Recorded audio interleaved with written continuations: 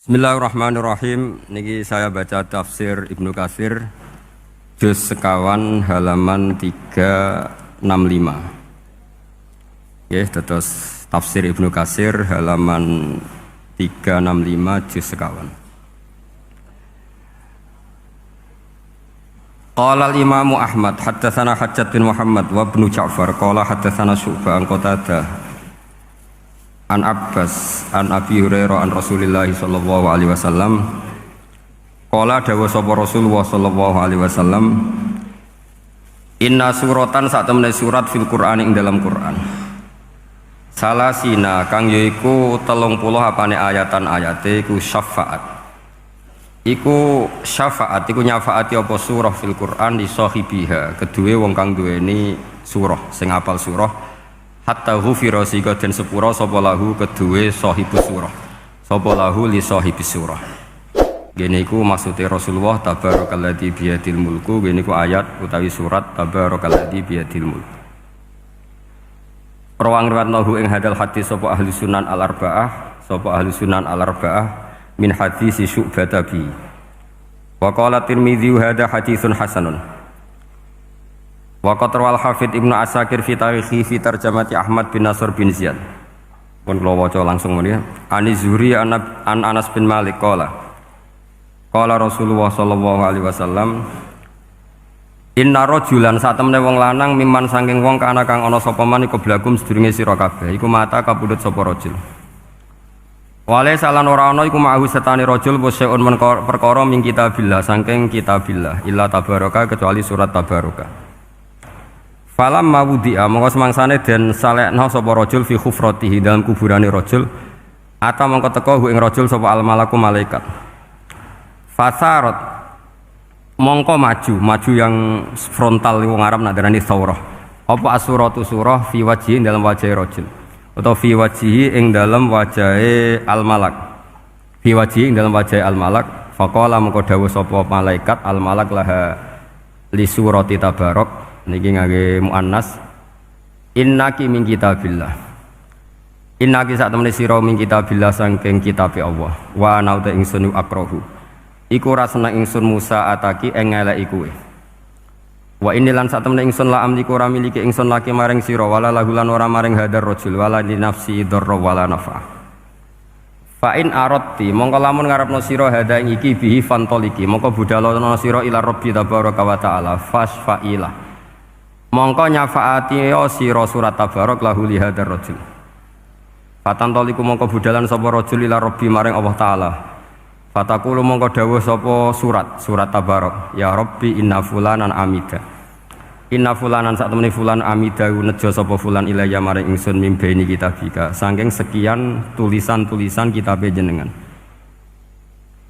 fata'allamani mongko belajar sapa fulan ni ing ingsun wa ta'ala lan maca sapa fulan ni ing ingsun afatuhrikuhu anta ana ta ngobong panjenengan hu ing fulan anta ya panjenengan binari kelawan neraka wa tu'adzibu lan nyiksa panjenengan hu ing fulan ta wa ana hale te ingsun fi jaufi ing dalem jerone fulan fa ing kunta mongko lamun ana sapa jenengan fa'ilan dat sing lampahi penyiksaan zaka ing mengkono-kono at-ta'dzib bihi bi fulan famhuni mongko kula aturi menghapus panjenengan ingsun min kitabika saking catetan kitabe panjenengan fayaqulu mongko dawuh sapa Allah ala araqi ghadabti atau ghadibti fataqulu wa haqqali an akhdiba wa haqqala nyotoli kedhe ingsun apa an akhdiba yen to muring-muring sapa ingsun fayaqulu mongko dawuh sapa Allah taala idhabi faqat wahabtuhu laka idhabi budala sira faqat wahabtu mongko temen-temen ngeke ingsun hu ing rajul laki maring sira wa syafa'tuki lan ngeki syafaat ingsun kon ki ing sira surat fihi fir rajul. Terus niki kula terangaken nggih. Tentu masyhur sekali nggih di antara yang difahami semua ulama bahwa Quran itu bisa mensyafaati nggih. Masyhur sekali bahwa Quran itu bisa apa? Mensyafaati. Bahkan syafaatnya Quran itu bedanya dengan syafaatnya Nabi adalah syafaatul Quran ini menghalau atau menghadang orang biar gak sampai kena azab. Tapi kalau syafaatnya selain Quran itu yang sudah kena azab diambil dari azab itu. Nah, Dalu niki kula kepengin matur teng jenengan sedanten karena niki lami sekali saya kaji bahwa malaikat, nggih malaikat sinten mawon itu juga kena konstitusi aturan fikih. Jadi kalau kita sebagai manusia wajib menghormati orang hafal Quran, nggak boleh nyadui wong hafal Quran, nggak boleh ngidoni wong hafal Quran, maka malaikat juga kena aturan yang sama. Karena dia, malaikat ini termasuk makhluk yang mukallaf, makhluk yang kena tatanan Allah Subhanahu wa taala. Sehingga Rasulullah sallallahu alaihi wasallam dawuh surat Tabarok disebut Al-Munjiyah, Al-Waqiyah. Surat yang bisa menyelamatkan yang hafal dari siksa kubur.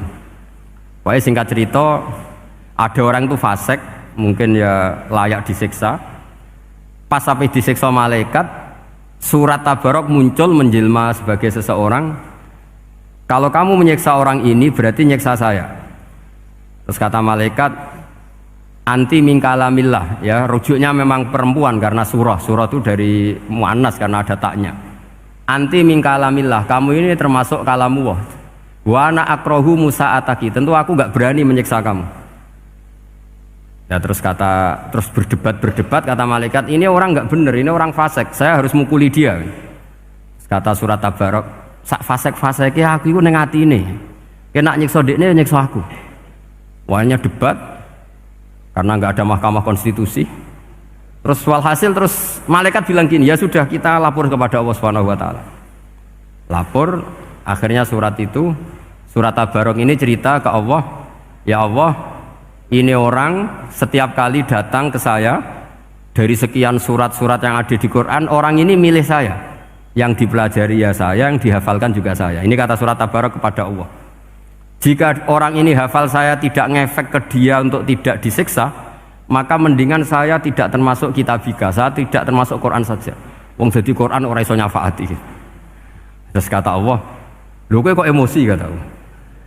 Ya harus emosi dong Gusti. Masa wis dadi Quran kok gak iso nyafaati sing apal.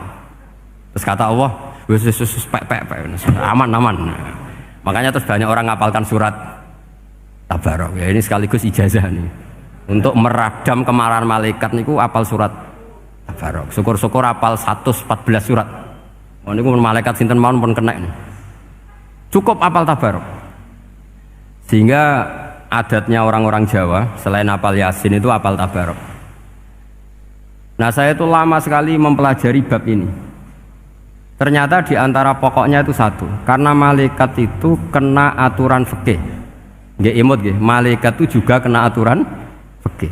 Jika orang hafal Quran itu haram disadui, kita haram menghinakan, maka malaikat juga kena aturan tidak boleh menghinakan orang yang hafal Quran.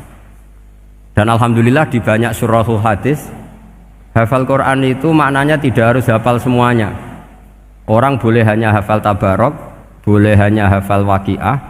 Itu kalau kamu hafal betul, surat ini juga bisa berdiri sendiri mensyafaati Anda. Kayak ini surat Tabarok, beliau matur kepada Allah Subhanahu wa taala. Redaksinya gini, inna fulanan amida ilayya min baini kitabika fata'allamani wa ta'alani. Jadi dari sekian surat yang ada di Quran, orang ini selalu milih saya ya Allah. Jadi gampangannya surat Tabarok, wong saya diprioritaskan orang ini kok saya dingin-dingin saja ketika mau jenengan siksa, ini enggak fair. Apa gunanya saya sebagai kalamullah, sebagai kalamuka ya Allah, kemudian tidak ngefek kepada orang ini. Akhirnya walhasil sama Allah surat Tabarok diberi hak syafaat. Makanya akhirnya semua ulama ijma yang bisa mensyafaati itu adalah satu Quran, dua Rasulullah Shallallahu Alaihi Wasallam, ketiga orang-orang soleh dan seterusnya. Tapi yang penting dari ngaji ini adalah bahwa malaikat itu kena konstitusi. Makanya saya punya ijazah untuk jenengan. Malaikat itu bisa diteror, sampean tenang saja. Malaikat itu bisa diteror, bisa dibully. Masyhur itu di cerita Nurul Dhulam, karangannya Senawawi. Sayyidina Ali yang mbahnya Habib Ali ini, Sayyidina Ali bin Abi Thalib. Ya jadi Rasulullah kita tahu punya menantu yang top alim alamah namanya Sayyidina Ali. Sayyidina Ali ku yang menuso. Jadi dekne ku iseng kepengin roh Umar ku wedi. Mergo mangkel. Wong kok ning donya anggere wong tau disentak iku kepengen roh Umar disentak. Wong sak urip-uripe nyentak wong. Walhasil Sayyidina Ali ketika Umar wafat, beliau berdoa, ya Allah saya beri kasaf, supaya ngerti Umar sing mletene ngono angger wong disentaki wani gak nyentak mungkar nakir. Mau itu tok tujuannya. Karena Sayyidina Ali itu orang yang luar biasa, walhasil dituruti mbek pangeran Kasef. Wasef melihat mungkar nakir datang itu matanya kalkidril ghali kayak apa panci yang menganga. Oh seru. Umar baru bangun dari kubur. Sayyidina Ali sebenarnya ingin melihat kalahnya Umar sebetulnya. Niatnya itu ingin melihat kalahnya Umar. Ternyata Umar tersinggung, langsung berdiri. Hei malaikat, kamu itu harus punya akhlak. Kamu tahu saya siapa? Saya ini temannya kekasihnya Allah. Yang diandalkan temannya bukan dia. Jadi boleh lah neror malaikat itu boleh. Kamu tahu saya ini siapa? Saya ini temannya kekasihnya Tuhan, kekasihnya Allah. Ya ke sopo, kancane Nabi Muhammad. Itu panik mungkar nakir. Panik terus matur Allah, ya Allah ini ada orang yang saya teror malah saya diteror. Siapa dia? Umar, temannya kekasihmu. Kata Allah, yo kowe iku yo sing di akhlak sithik, mosok ambek kancane Nabi gitu. Semenjak itu terus sopan, jawab mungkar nakir. Tapi Sayyidina Ali gagal ngelihat Umar kalah. Padahal cita-citanya kepira Umar itu sekali-kali kalah. Jadi ada sekian cara untuk apa kalau dibahasakan untuk meredam malaikat. Masyhur ada ulama alim alamah pekerjaannya mengajar tauhid. Ngajar tauhid lah, mungkin tauhid primbon sampai tauhid apa. Ketika meninggal sama malaikat masih ditanya marbuka manabuka dan seterusnya. Imam Malik datang, hei malaikat, ini guru tauhid, saurip-uripe mulang tauhid, kowe ora tau mulang kok takok sing tukang mulang. Sing sopan. Ya sudah enggak usah tanya. Jadi cerita seperti ini mungkin orang lain boleh nggak percaya, tapi itu mudawwan, dibukukan di beberapa kitab, dan saya percaya itu karena secara umum kaidahnya adalah ala inna auliya Allahi la khaufun alaihim wa lahum yahzan. Tetap lahumul busyra fil hayatid dunya fil akhirah. Artinya kalau wali itu ngalami ketakutan ketemu mungkar nakir berarti dia tidak punya busyra fil akhirah. Padahal para wali ini dijamin punya busyra, mendapatkan gembira di dunia juga mendapatkan gembira di akhirat. Artinya kalau para wali ngalami ditanya mungkar nakir terus takut, apa mana mbok bayangno kepuyah-puyah, wah itu lahumul busyra. Jadi ini, makanya zaman nanti kalau ditanya mungkar nakir, marbuka, saya guru tauhid. Ngajar di Qudsiyah kelas 6. Wah, harus jelas. Saya kalau ditanya juga gitu, saya guru Minhajul Abidin, ngajar di Habib Ali gitu. Minhajul Thalibin, harus jelas. Kalau Pak Najib lebih gampang, ketua menoro. Lebih gampang lagi. Enggak apa-apa. Kalau karena malaikat itu ternyata mukallaf. Mukallaf itu kena aturan hukum. Enggak boleh dia selonang-selonong. Kena aturan hukum. Makanya fa inna Allah ta'ala la yu'adzibu qalban wa al-Qur'an. Allah tidak akan menyiksa hati yang ada di Quran. Kalau orang hafal Quran sampai mati, artinya dia membawa Quran. Dan artinya apa? Malaikat kena aturan tidak boleh melecehkan orang yang membawa Al-Quran. Sehingga surat Tabarak gak terima, ini orang ini hafal saya, kalau kamu mukulin dia kena saya.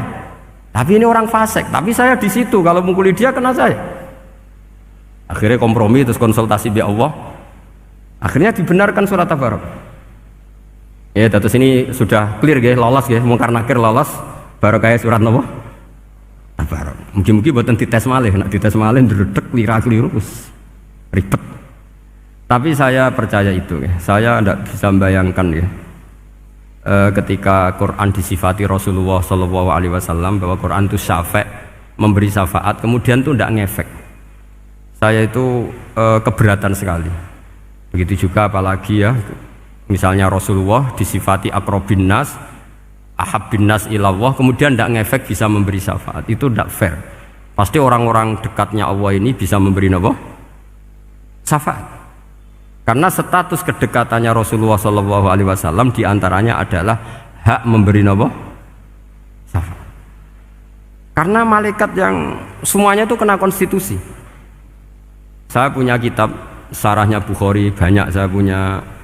Itu diantaranya riwayat dari Ahlul Bait, dari Sayyid Ali Zainal Abidin, Anil Husain, an abihi, an Rasulillah SAW. Itu riwayatnya adalah ketika nanti di mahsyar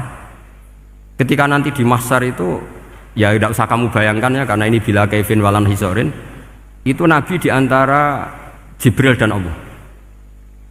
Kemudian tentu yang akan masuk surga itu orang-orang yang sudah jelas surganya, kayak para nabi, para wali, para habaib, para orang-orang pilihan, itu jelas surganya. Tapi apa yang terjadi? Allah itu, ya tentu Allah zat yang maha tahu, sudah sangat tahu.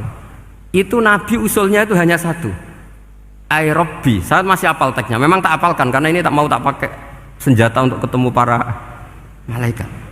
Bukan ya Rabbi, kalimatnya ay Rabbi. Ay Rabbi ibaduka abaduka fi atrofil ardi. Lho Gusti, yang nyembah jenengan bukan hanya orang kudus tok, bukan orang menoro tok, bukan madrasah-madrasah elit tok, bukan sekolah-sekolah anggulun tok. Banyak orang yang di tengah hutan juga nyembah jenengan, banyak orang yang kerja di Korea juga nyembah jenengan, banyak orang dengan segala kemiskinannya juga nyembah jenengan. Tidak hanya orang-orang mainstream ini yang nyembah jenengan.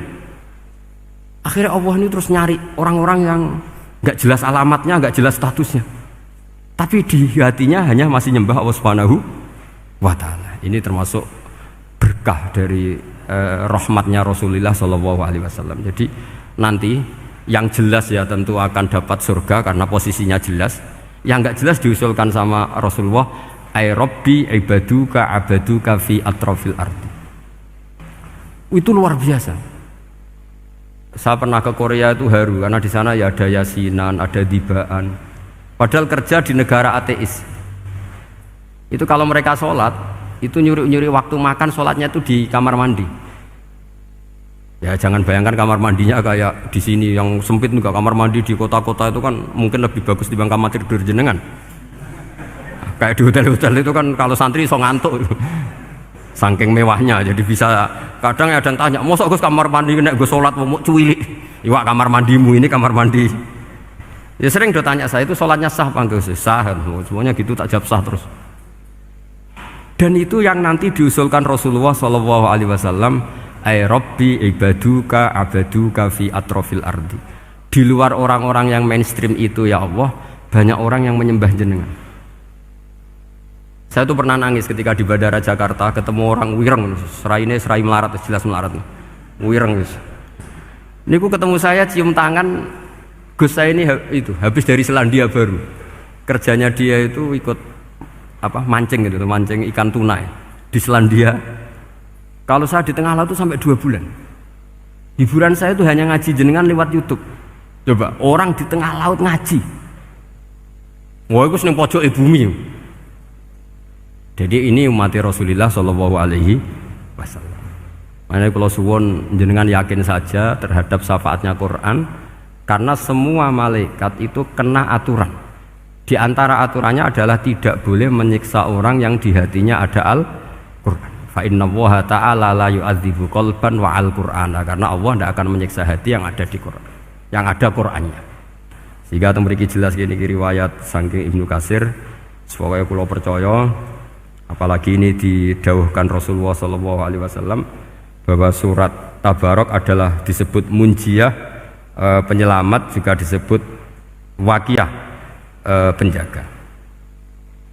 Lalu biasanya orang-orang yang enggak percaya syafaat itu pertanyaannya adalah, kan manusia itu wa alaisa lil insani ila masa'a, manusia itu hanya bisa membawa bekal apa yang pernah dilakukan. Itu dijawab oleh ulama-ulama kita ahli sunnah wal jamaah. Entah perlu ditambahi anahdia apa enggak tahu saya. Saya ini kata orang banyak termasuk pengurus PBNU, tapi saya itu tetap enggak pati srek. Kalau ahli sunnah saja, tidak usah ditambahi anahdia. Karena nanti malah tidak global ini, ahli sunnah kok lokal ini jadi ribet. Ya tapi kalau kita di Indonesia ya ditambahi anahdia tidak apa-apa. Karena mau tidak mau memang dalam hal ikramus sahabah mungkin kita dengan Wahabi itu sama-sama ikramus sahabah. Tapi dalam hal percaya wasilah kita ini ada miripnya dengan Syiah, karena Syiah percaya wasilah, NU percaya wasilah. Tapi dalam bab ikramu kulis sahabah beda kita dengan Syiah. Fa innas Siyin itu ada sahabat yang dihormati, ada yang enggak. Akhirnya terus kita karena itu terus bikin ahli sunnah Anahdiyah, karena Wahabi itu ya ahli sunnah tapi enggak percaya wasilah. Ya katanya gitu, kata para pakar-pakar. Saya sendiri hanya nirukan, saya enggak punya kepentingan untuk menganalisis itu enggak. Karena pertanyaan di kuburan itu ya gampang, nanti marabbuka wa manabiuka itu gampang lah. Tapi ada Kiai NU juga, ada nanti Gus pertanyaannya, wa ma jamiyatuka. Waduh ribet itu. Lama-lama wa ma hizbuka, partai kamu apa? Ribet kan kalau semua orang kreasi nambahin malah ribet kan. Tapi lewat ngaji ini saya pastikan bahwa surat Tabarok itu luar biasa. Terus saya teruskan. Wa qad rawat Tabrani wal Hafidz Ad-Diya al-Muqaddasi min tariqi Salam bin Sadrusih qala Rasulullah sallallahu alaihi wasallam suratun fil Qur'ani khosomat an sahibiha hatta adkhalathul jannah. Jadi ada surat di Quran yang mati-matian membela yang hafal sampai surat itu memasukkan orang itu ke surga, yaitu Tabarakalladzi biyadihil mulk. Ini yang Ani bin Abbas yang qala daraba ba'du ashabin Nabi sallallahu alaihi wasallam khifa'u ala qabrin wa wala yahsibu annahu qabrun fa idzan qabru insanin yaqra'u suratal mulki hatta khatamaha fa atan nabiyya sallallahu alaihi wasallam faqala hiyal mani'ah hiyal munjiyah tunjihi min adzabil qabri. Jadi ada sahabatnya Nabi karena kemalaman dia bikin tenda di kuburan, dia agak ngira kali itu kuburan. Ternyata di situ ada orang Sohibul Qabri ini baca surat Tabarok. Baca surat Tabarok. Kemudian peristiwa itu dilaporkan ke Rasulullah. Jawabnya Nabi apa? Memang surat Tabarok itu al-mani'ah, yang bisa menghalau atau menolak azab. Terus hiyal munjiyah, memang surat Tabarok itu menyelamatkan tunjihi min adzabil qabri, akan menyelamatkan orang itu dari siksa kubur. Ikut ke sekolah. Wa qala Tabrani haddatsana Muhammad bin Hasan. Saat terus qala Rasulullah sallallahu alaihi wasallam lawadittu annaha fi qalbi kulli insani min ummati. Karena keramatnya surat Tabarok seperti itu, kata Nabi lawadittu pakai lam taukid. Yakti seneng ingsun annaha di surah yaitu Tabarok fi qalbi kulli insani min ummati. Karena keramatnya surat Tabarok seperti itu, saya suka kalau semua umat saya itu hafal itu. Nah, alhamdulillah barokahnya didikan para kiai, para guru, hampir semua kita ini hafal surat Tabarok. Daripada yang kampanye harus hafal Quran semua, ya sudahlah, ini al-maisur la yasqutubil ma'sur atau ma la yudraku kulluh la yudraku kulluh. Jadi saya itu punya santri orang Sulawesi. Itu dulu guru gitar. Santri di Jogja, dia dulu sekolah kesenian di Jogja terus jadi guru gitar. Saya ini kan kiai fikih. Saya madzhabnya sama dengan Pak Najib, termasuk ngaramkan gitar saya ini. Mau tak haramkan kok ora gelem ngaji malah ribet, tak halal ngomong gitar kok tak halal. Semeneng ae. Semeneng ae. Saya niru Mbah Mun, nek ono jawabane semeneng gak. Ya takok kadang, Gus, main gitar hukumnya piye? Kurang pegawean tak jawab. Halal tak haram, Gus? Kurang pegawean jelas. Halal haram takok ribet. Tapi yang unik dari itu apa? Tiap tahun Beb itu datang ke saya setor surat Tabarok. Kadang ya setor 5 ayat, 20 ayat, sampai khatam. Naik pesawat dari Sulawesi. Gara-gara ngaji saya, sudahlah Gus, sementing aman. Jadi, aku ning donya wis main gitar, saya enakku, nak gak apal Tabarok bahaya. Dia ngapalkan, apal betul. Sekarang kemarin setornya khatam. Ya hanya untuk ngelawan malaikat saja itu, untuk ngelawan malaikat itu. Saya kok tertarik itu. Lah yang repot saya, Beb, saya kiainya ngajarkan itu tapi lupa ngajarkan haramnya yang gitu-gitu. Wah ya ribet ya, sudahlah nanti biar diurusi Allah Subhanahu wa taala. Sudah itu sudah. Karena jadi kiai itu repot. Saya pernah, Beb, tanggal 1 Syawal itu punya teman zaman di Sarang. Wong wis wireng kriting soer wis wireng kriting. Jarang ke saya tanggal 1 Syawal kecuali pas itu. Ternyata datang tuh karena teman saya, semakan senior saya, mau teko mau ngijazahi saya. Gus, kowe nak dadi kiai sing hati-hati. Aja geman dalil sing kowe ora iso nglakoni. Ono apa? Dia itu datang ke saya berarti tanggal 2 ya, tanggal 2 sore. Dia itu pas Idul Fitri itu pidato. Man shoma Ramadan wa atba'ahu sitan bin Syawal fa ka'annama shoma dahrakullah. Itu orang lugu-lugu poso. Barang tanggal loro-loro pas wandekne rokokan. Wong lugu-lugu, wah rugi mbah aku poso jebule jenengan ra kena dinut. Jadi semuanya yang poso 6 hari itu ngikuti kiai itu. Ternyata pas disowani pas rokokan, rugi mbah aku anut jenengan. Tak nut-nut poso jebule jenengan gak poso. Aku yo meneng ngene, lha opo kowe dalil ngono barang lha opo ora iso nglakoni. Makanya ini hati-hati para kiai. Nek dalil sing ra iso nglakoni ra usah. Nak khutbah Id ra usah cerita poso 6 hari, kok malah diciri orang. Ya cerita wae wong nak berposo dosane di sepuro insyaallah, pokoke yang gampang-gampang saja. Nak dolan ning gone wong awan-awan dosa ganggu. Nak ra dolan sombong gak gelem silaturahim. Wae ngomong yang umum-umum saja. Jangan dalil poso 6 apa? Hari itu sekali ada yang nganut ternyata kamu ndak bisa, wah itu repot. Ya jadi saya berharap sekali keyakinan guru-guru kita bahwa Al-Quran mensyafaati itu kita terima. Kita terima an ilmin wa an bayinatin wa an hujatin. Kita bukan sekedar terima karena itu dawe guru enggak, tapi satu bayinah. Yaitu logikanya adalah malaikat itu mukallaf. Mukallaf itu kena aturan hukum. Jika manusia kena aturan hukum harus menghormati orang hafal Quran, maka malaikat juga kena aturan yang sama. Yaitu harus menghormati yang hafal Quran. Jadi boleh kamu nanti ketemu malaikat mungkar nakir, sertifikat Iqra khatam, qiraati khatam. Syahadah saya hafid terbaik. Ya supaya dia enggak sembarangan nyiksa kita. Wah aku yakin mesti gak wani, yakin. Jajal sebenarnya. Tapi sampean matur, ojo tes tapi. Karena sekali dites bulet tuh.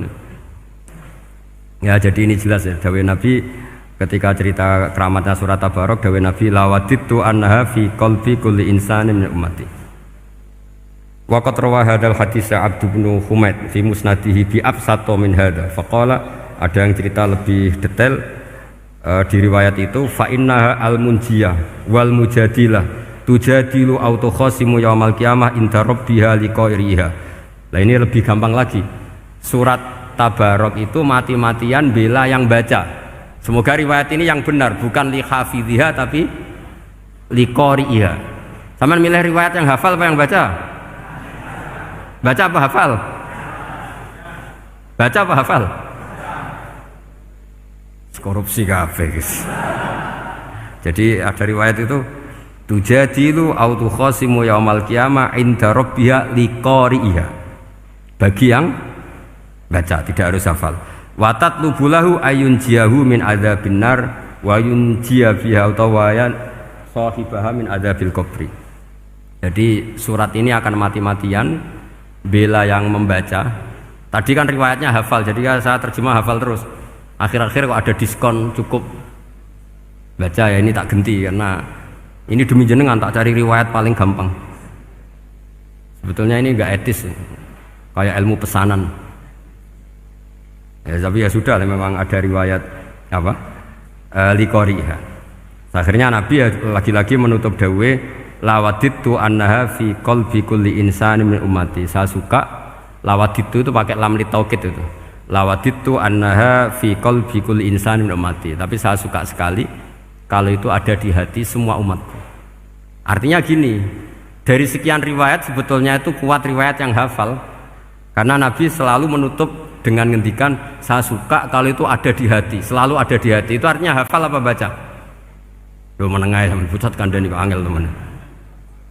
Hafal apa baca? Lawaditu annaha fi qalbi kulli insanin min ummati. Itu hafal apa baca? Hafal. Ya berarti hafal. Ini yang hafal Tabarok berapa? Semua ya? Hafal semua? Aman berarti, no? Jadi kulo niku gak ada kitab banyak tentang usul fikih. Sebenarnya kepentingan saya itu bukan masalah usul fikihnya, tapi kepentingan bahwa konstitusi ilmu, saya ulang lagi konstitusi ilmu yang difahami ulama ummati Rasulullah sallallahu alaihi wasallam itu ternyata fa inna wa ta'ala bahabihim al malaikah. Allah itu bangga sekali dengan para malaikat.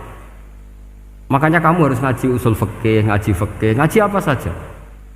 Karena malaikat itu tidak bisa mikir gak jenengan, yang bisa mikir itu jenengan. Sehingga ketika presentasi cara bahasa sekarang, termasuk keramatnya Imam Amudi, itu ada cerita ini ada di Nailul Ma'mul kalangannya Syekh Mahfud At-Turmusi. Imam Amudi itu ulama top, tapi dia ngajarnya itu matematika. Jadi ulama nggak ngajar tauhid, nggak ngajar tareh, nggak ngajar pesolatan, tapi ngajar matematika. Akhirnya, tapi di hatinya ini, makanya ulama itu punya sirri bisirri asrorihim al-fatihah itu ya di sini. Di hatinya itu menurut dia, ilmu paling efektif untuk menjelaskan logika tauhid itu ya matematika. Singkat cerita, ketika ketemu para malaikat, ngendikannya Allah, ya Amudi, kenapa kamu sering belajar matematika?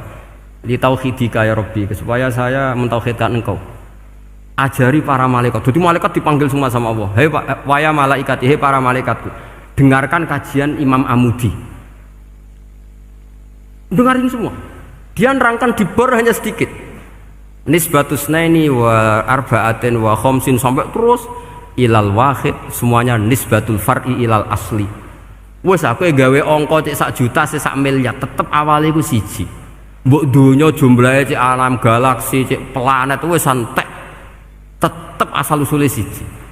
Kabeh iku pengembangan nisbatul far'i ilal asli. Liyane zat sing wahid iku kabeh far'un, cabang mintil kal wahdah. Malaikat manduk-manduk kabeh ya, kabeh iku kok Allah.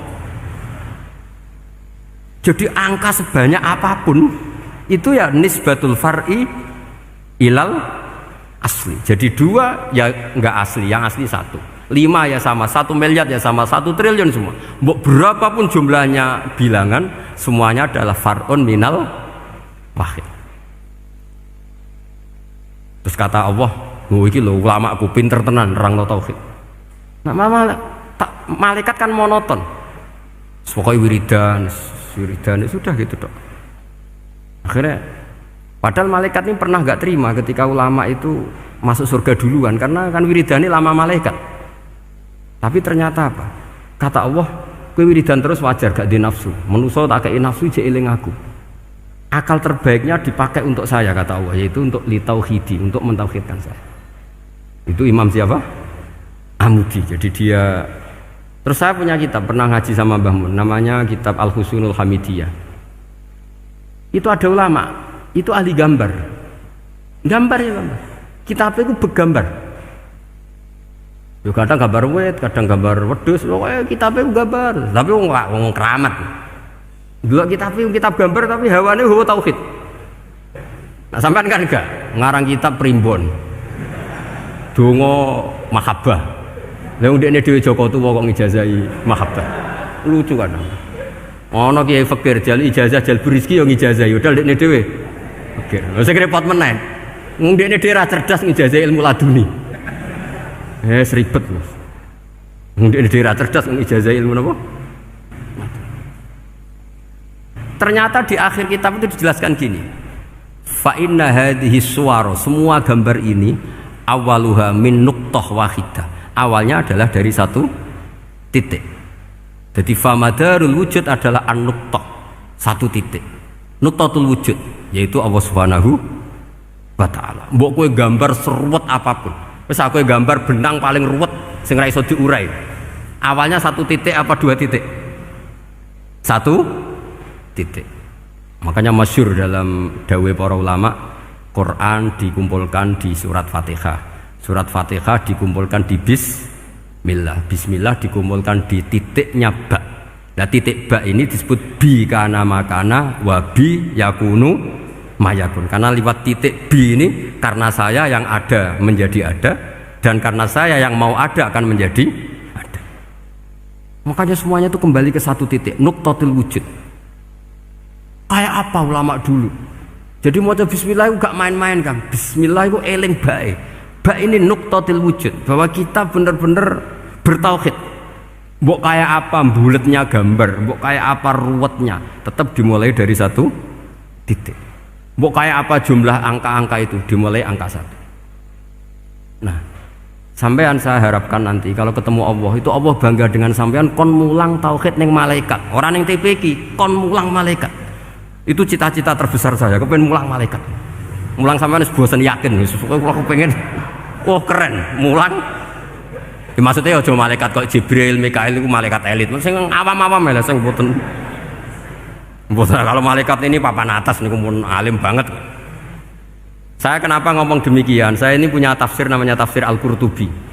Itu Imam Qurtubi termasuk tak anggap mufassir hebat. Beliau ketika ngendikan wa idz qala rabbuka lil malaikati, saat terus walhasil malaikat itu terus protes ataj'alu fiha may yufsidu fiha wa yasfikud dima. Itu kan ada pertanyaan di tafsir itu.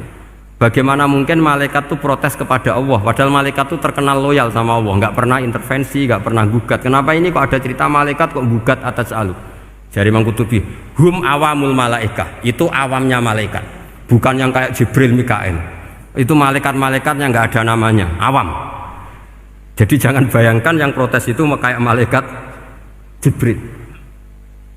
Jadi harus dibedakan. Nah, saya ya tentu kalau ngajar malaikat ya milih yang ini, yang nggak jelas namanya ini sudah. Kalau Jibril ya nggak mungkin diulang dong, sing nggawa wahyu. Apa alam Quran itu sepiro? Aku sing nggawa Quran ribet kan malah. Lah nek Israil mbok ulang tersinggung dipletet lah semuntas malah ribet. Mikael mbok ulang tersinggung kira di donasi bagian duit dan bagian rezeki ribet. Wis mulang malaikat sing awam. Saya itu termasuk hilang iskal saya, janggal saya karena tafsir Qurtubi. Dulu saya itu iskal. Mau malaikat kok ngevaluasi kebijakan Allah itu artinya kan gini. Ya Allah, engkau mengangkat Adam sebagai khalifah. Padahal potensi Adam itu adalah ifsad. Ya, ataj'alu fiha may yufsidu fiha wa yasfikud dima. Kata malaikat, wa nahnu nusabbihu bihamdika nuqaddisu lak. Itu kan paradok, kalimat yang paradok. Paradoknya begini, ya Allah tolong evaluasi engkau ngangkat Adam sebagai khalifah. Potensi Adam adalah merusak bumi. Wa nahnu nusabbihu bihamdik, kita ini selalu mensucikan engkau. Loh, itu kan paradok. Kalau mereka mensucikan Allah, artinya mensucikan juga min ihtimalil khata'. Mensucikan bahwa Allah itu tidak mungkin salah. Lah ini bilang mensucikan kok. Saya mensucikan engkau Gusti, tapi kok dalam hal ini kok kayak jenengan itu salah gitu. Wong karwan Adam kok mbok angkat. Makanya Allah duka. Wong kowe ku jare maca tasbih kok ngevaluasi. Ya kan maknanya mentasbihkan Allah apa?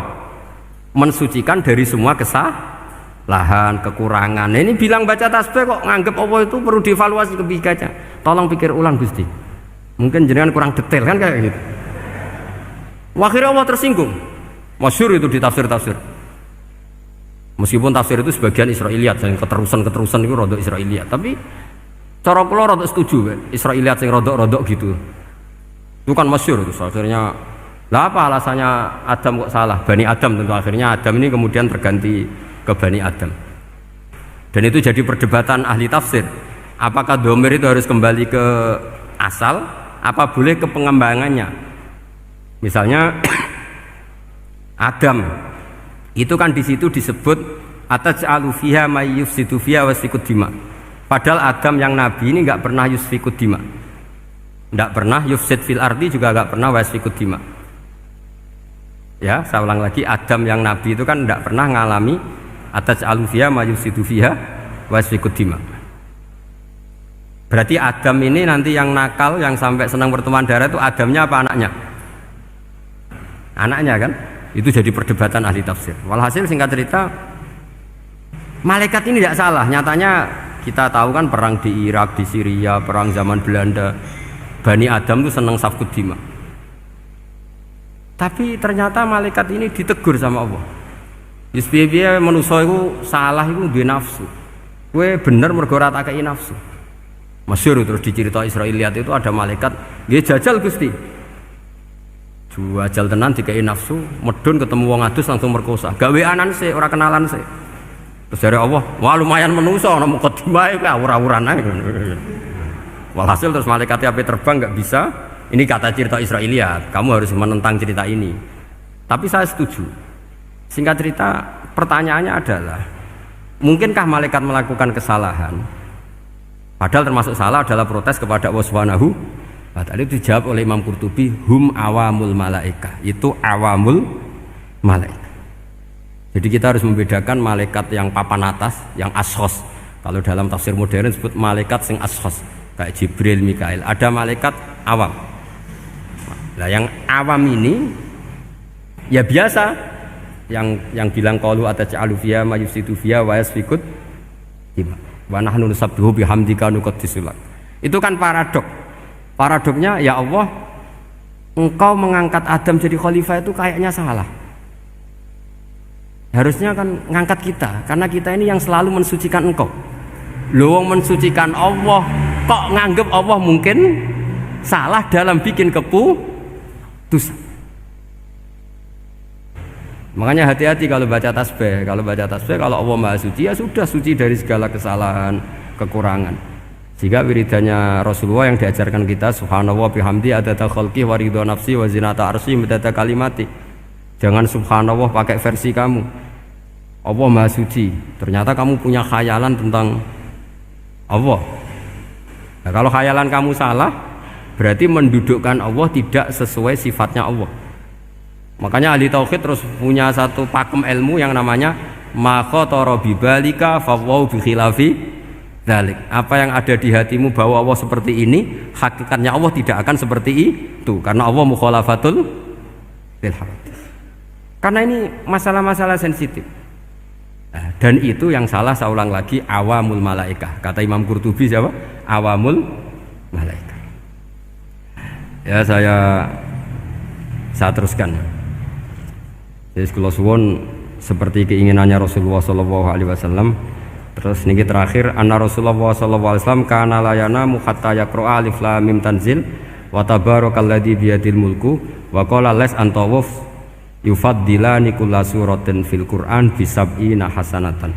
Jadi di antara kelebihannya surat Tabarok adalah mengungguli umumnya surat dengan kelas 70 kali derajat. Jadi keunggulannya surat Tabarok itu bisab'ina darajah di bawah surat-surat yang lain. Sudah, ini surat Tabarok agak panjang. Tapi alhamdulillah dari semua itu surat Tabarok itu kalah mbek Qul huwallahu ahad. Jadi ini nikmat terbesar kita, karena nggak perlu tabarok, saiki porsi ini diturunkan jadi apa? Kulhu. Makanya banyak tarawih main apa? Kulhu. Itu bukan cari cepet, itu dalile musalsal ila Rasulillah sallallahu alaihi wasallam. Jadi ada sahabat itu kalau ngimami main kulhu. Di Indonesia masih mendingan kulhunya rakaat kedua ya. Itu enggak, sahabat ini rakaat pertama ya kulhu, kedua ya kulhu. Masih mendingan di Indonesia dipakai selingan rakaat kedua. Singkat cerita, sahabat yang makmum ini lama-lama mangkel, matur, ya Rasulullah, ini orang yang kau pasrai jadi imam itu sering main kulhu. Akhirnya Nabi memanggil, ya fulan, kenapa kamu suka baca kulhu? Li'annaha sifatur rahman, karena dalam surat kulhu itu semuanya menerangkan sifatnya Allah Ta'ala, maka saya suka itu. Nabi saat itu juga dapat wahyu, ya Muhammad, kasih tahu orang itu, inni uhibbu, saya suka dia karena dia suka kulhu.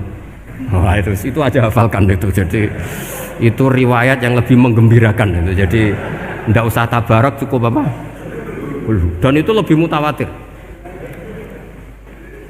Makanya dalam legenda dunia kiai itu kan ini ada cucunya Sayyidina Ali.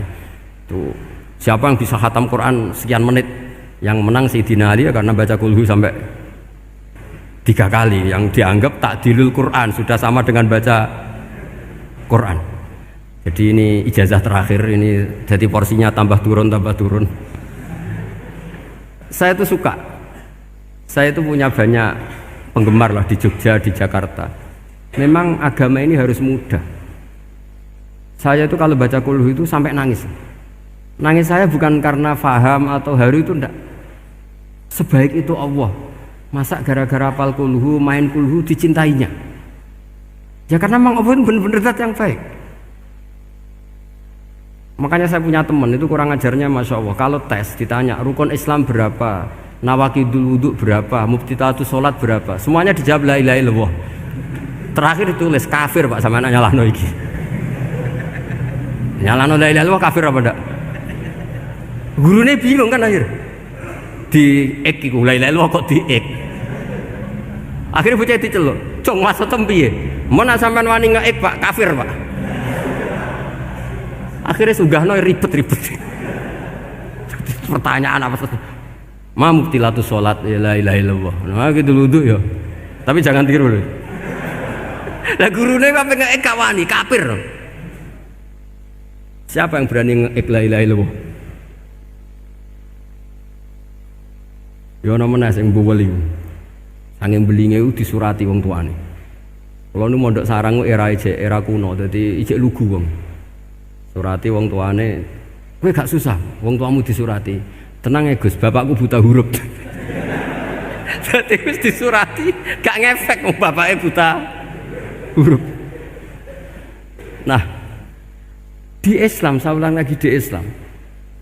Dengan tanda kutip kesalahan-kesalahan kecil gini ku zaman Nabi, sahabatnya Nabi, iku kabeh iku dadi berkah. Makanya enggak ada ilmu sebarokah kayak zaman Nabi. Wong goblok wae dadi berkah. Sampai Nabi ngendikan aksaru ahlil jannah al-bulu, akeh-akeh penduduk swarga iku wong goblok. Mergo wong goblok iku piye? Apa dimangkeli iku ya gaweane pangeran. Nabi itu pernah disomasi wong goblok. Itu ya piye? Nabi kan cerita kiamat tuh gini. Yang kemarin nggak jadi itu. Kiamat di Indonesia kan berapa kali ya? 999 terus 2000 berapa? 12 terus Jumat apa kan sering mau ada kiamat. Saya sering ditanya tamu, Gus, ngenteni kiamat teng putih. Enteni ning kene barang aku aneh-aneh. Karuan layak alamuha illahu bokas-bakas. Nak misalnya tenan piye Gus? Ya tenan sing enek kowe sik, enak aku gak. Wah sesuk tajak ngenteni kiamat ora sida kiamat. Aneh-aneh.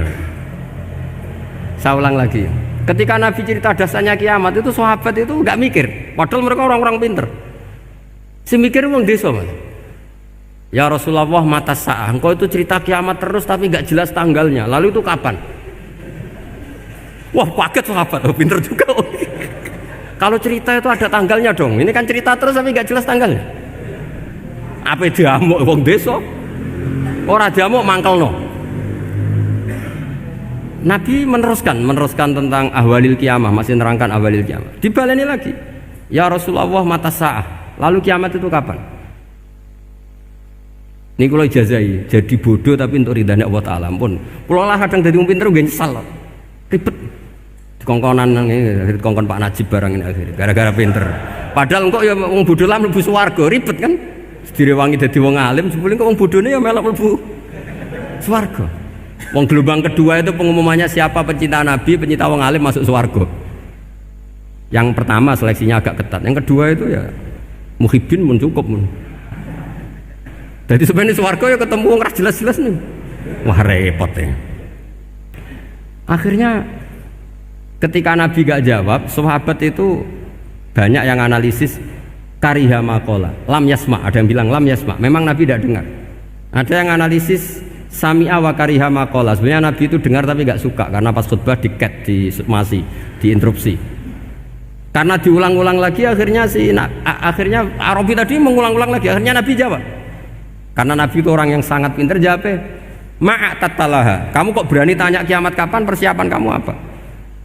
Fawawahi ma'atatulaha kabira sholatin wala siyamin wala kada wa kada walakin ni uhibbuka. Cek menang ya, cek pede. Apa Nabi tanya persiapan saya? Oh, kalau sholat saya biasa kok bangga. Wes wong desa biasa kok. Fawawahi ma'atatulaha kabira sholatin, saya sholatnya biasa, puasa biasa. Maksudnya sing wajib-wajib tok lah, ndak aneh-aneh. Tapi walakin ni uhibbuka, tapi saya ini mencintai engkau. Apa jawabannya Nabi? Almar'u ma'aman ahabba. Dan itu melegenda seluruh dunia, baru kayak Bedui.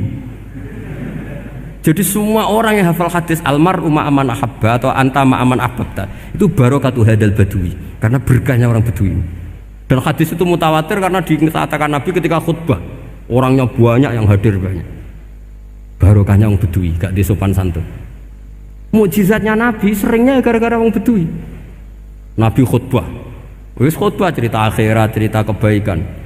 Ya Rasulullah, khutbah mohon bakas akhirat kebaikan. Sekarang itu tidak ada hujan, halakatil amwal. Sekarang harta hilang semua. Hewan-hewan sudah mau mati semua karena apa? Kekeringan. Mohon jenengan rasa bakas niku, pun jaluk udan mawon. Nabi langsung Allahumma wah langsung udan tumpurs. Nak jari ulama lah, Nabi berodok gelos putih udan seminggu nganti akhirnya sapi ini gak mati krono kehausan tapi kelentir. Parani nek Nabi, ini ora ngrasa salah paren. Ya Rasulullah, wong kula njuk donga udan ben ra mati, saiki mati tenggelam. Mun lereni santai wae. Saya minta doa hujan supaya hewan-hewan itu bisa minum dan seger. Dan ini malah do kelintir. Akhirnya Nabi itu nuruti meneh. Allahumma hawalena wala alina Allahumma alal akam wa dzirab terus. Itu wong desa. Betapa barokahnya wong desa iki orang tahu. Betapa Rasulullah itu sekali ngendikan alam itu harus tunduk. Jadi min mu'jizati Rasulullah sallallahu alaihi wasallam itu sekali ngendikan alam itu harus ngikuti. Jadi Nabi misalnya ngendikan hujan, itu panitia hujan, malaikat hujan harus nuruti. Nabi ngendikan berhenti juga harus berhenti. Makanya enak jadi nabi itu, tapi kamu nggak mungkin, sudah tutup, sudah tidak mungkin. Makanya Nabi itu pernah minta dalam satu maidah, ya fulan saya ambilkan dirok. Dirok itu kaki kambing yang depan, diambilkan. Ambilkan lagi, diambilkan. Ambilkan lagi ya Rasulullah, bukankah kambing hanya punya dirok dua, kaki depan dua? Andaikan kamu bilang iya, maka akan selalu ada dirok selagi aku minta-minta. Karena alam ini akan mengikuti. Jadi Nabi misalnya mau dahar gitu ya, kok Nabi ngendikan ya Jabir, ini jangan kamu entas, yang entas harus saya. Ini cukup untuk makan orang banyak. Nabi sekali ngendikan cukup. Nasi ini punya konstitusi, harus cukup.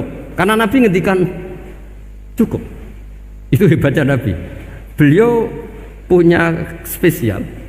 Alam ini harus nurut sama beliau. Makanya disebut wadhabu wal ghazala yasyadani laka birrisalah. Semuanya itu harus tunduk. Nah, akhirnya syafaat-syafaatnya Nabi itu gara-gara wong desa-desa. Saya itu pengagum wong bodoh ya, termasuk hadisul arabi tadi. Ada orang desa tanya, ya Rasulullah nanti kalau saya mati itu yang ngisap siapa ya? Allah ya. Wah bagus lah, terus mulai.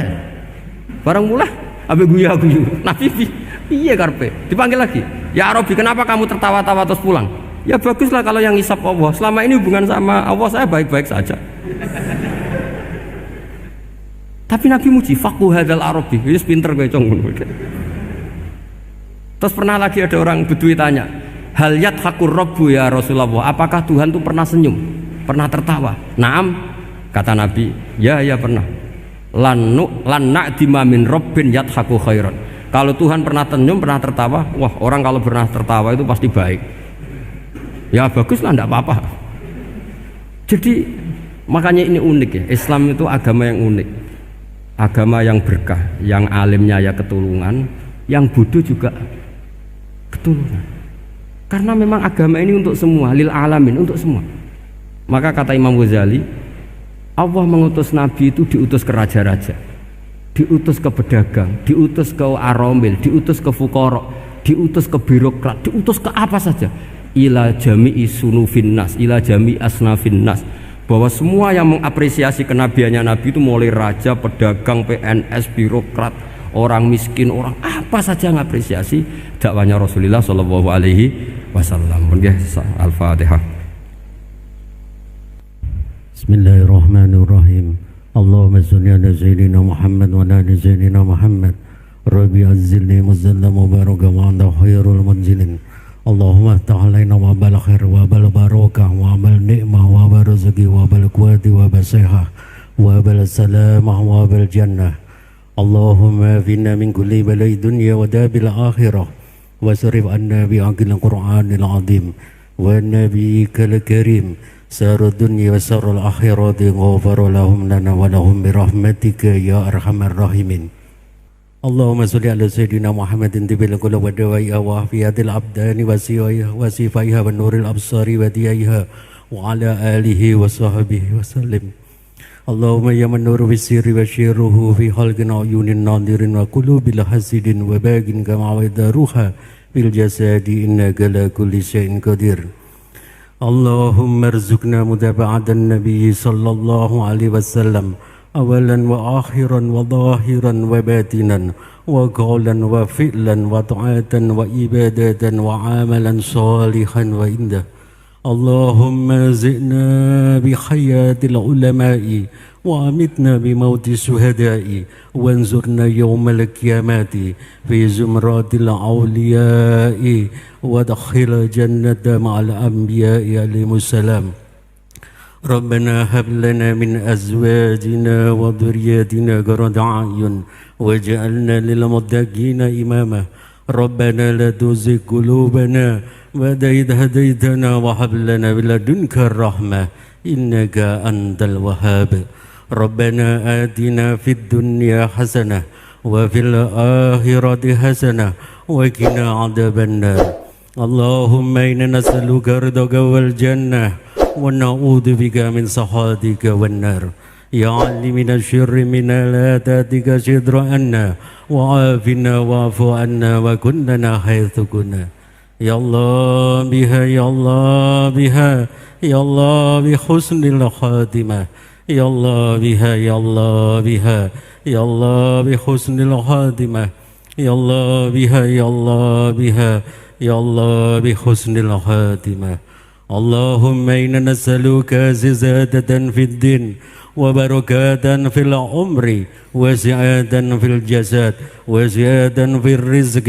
وتوبة قبل الموت وشهادة عند الموت ومغفرة بعد الموت وعفوا عند الحساب وأمانا من العذاب ونصيبا من الجنة وناسبا من الجنة وناسبا من الجنة وارزقنا نظر إلا وجهك الكريم وصلى الله على سيدنا محمد وآله وصحبه وسلم سبحان ربك رب العزة أما يصفون وسلام على المرسلين والحمد لله رب العالمين بشر الفاتحة